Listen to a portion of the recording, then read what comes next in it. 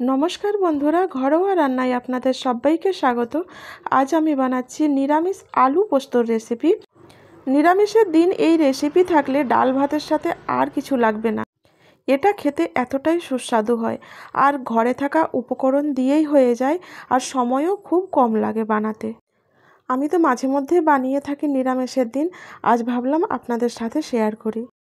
তো চলুন বন্ধুরা, এবার রান্নায় যাই। প্রথমেই আমি চৌকো চৌকো করে আলুগুলোকে কেটে ধুয়ে একটু নুন দিয়ে মাখিয়ে নেব, যাতে করে আলুর যে জলটা থাকে সেটা বেরিয়ে যায়। আলুগুলোকে মাখিয়ে 7 থেকে 10 মিনিটের জন্য আমি রেখে দেব। 7 থেকে 10 মিনিট হয়ে গেছে। এবার কড়াইয়ে তেল গরম করে ফোড়ন দিলাম শুকনো লঙ্কা, কালো সর্ষে আর একটু কালো জিরে।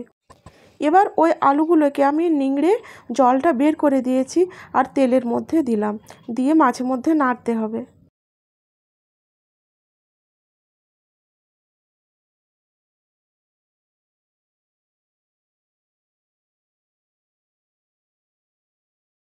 আলুগুলো 70% মতো সেদ্ধ হয়ে গেছে। এখন দিয়ে দেব একটা মিডিয়াম সাইজের টমেটো,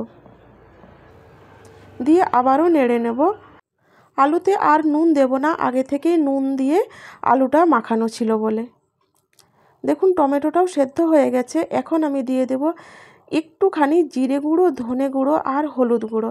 এই রান্নাতে মশলা অনেক কম লাগে। একটু জল দিয়ে নেড়ে নেব। এবার দিয়ে দেব বেটে রাখা পোস্ত।